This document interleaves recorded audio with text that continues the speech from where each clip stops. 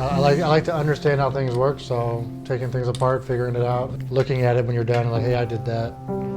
If there's something I've never seen before, I always kind of am like, yes, you know, I get to figure that out. He's like, I got to work on a brand new washer. Watching him grow, like, to his business and everything that he's doing now.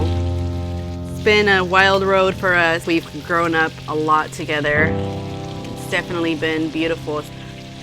My history, I mean, I pretty much used drugs and alcohol ever since I had my first opportunity.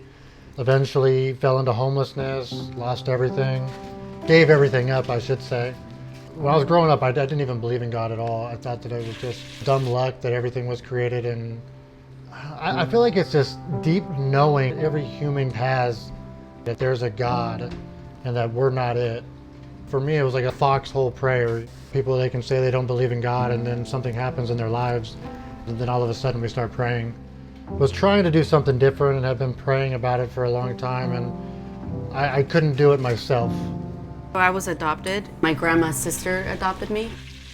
Growing up Catholic in a Mexican culture with a very old priest that you can barely hear and even understand. I lost like faith because my grandma died, and I had prayed to God, like, keep her alive, and I was like 16 years old. And I went through my addiction, and I really had lost a lot of hope in my darkest times. I remember I was praying, God, if you are really there, please, like, help me get through this. I ended up coming to Lincoln City and did some stuff that I used to do in Portland every day, but I got caught out here and went to prison for a little while. And I look back and I feel like that was my prayers being answered. During that time, it was chaotic and scary, and there was a lot of times I said prayers and they weren't answered like I thought they should be.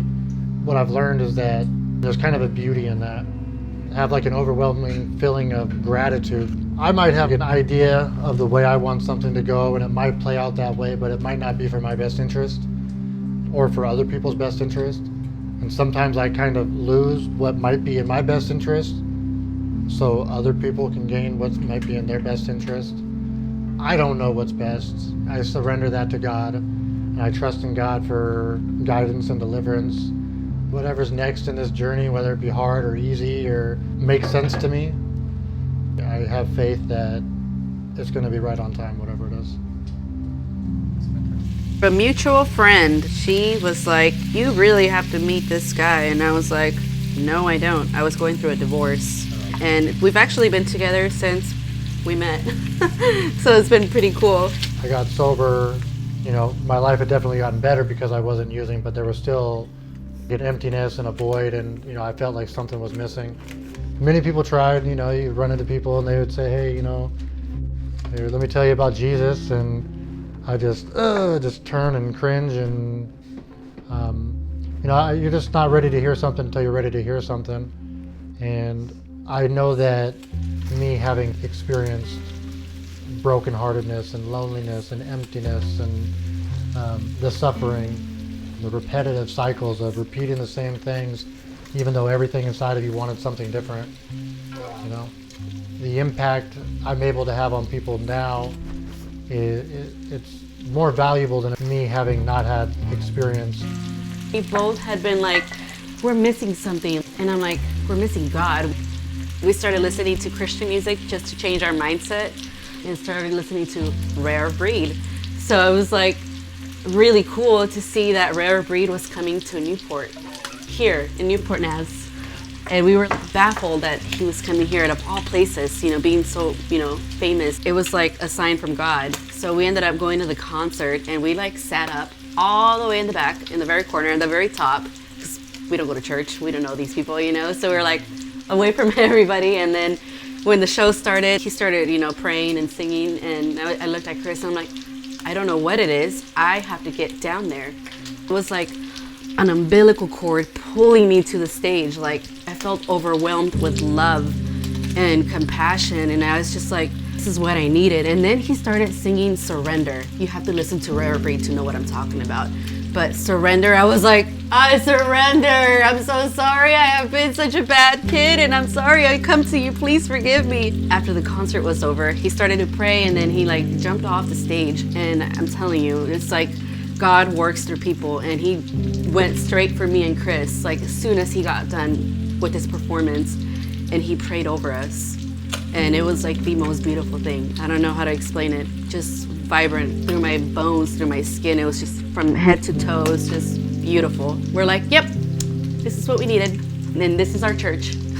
So we started going to NewportNaz and felt welcomed right away. As soon as we walked in the doors for the concert, everybody was so friendly and just so sweet, and I just felt so welcomed and loved, and we don't have to search for it. The church came to us.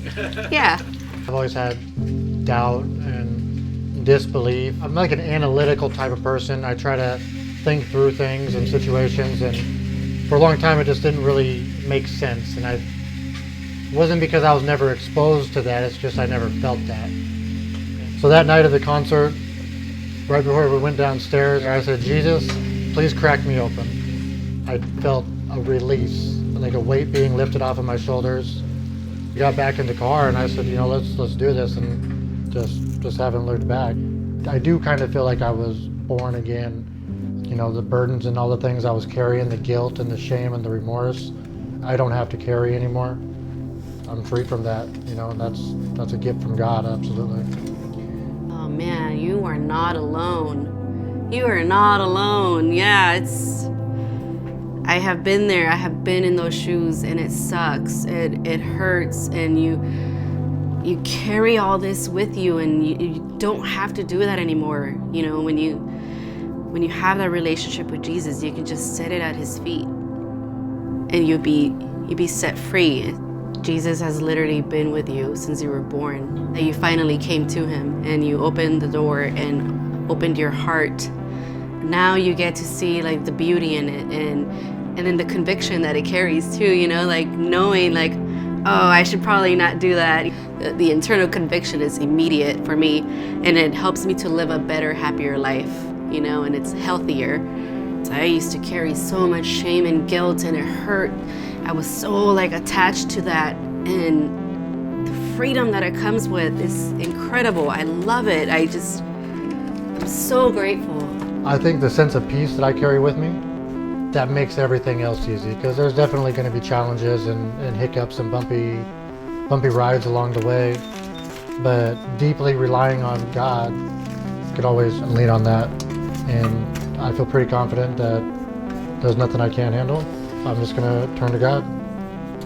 Long story short, if Jesus can save somebody like me, Jesus can save somebody like you. Hands down, no questions. You just have to make that decision to decide to follow Jesus. And the rest can be history. Come as you are. That's all I got. Yeah, come as you are.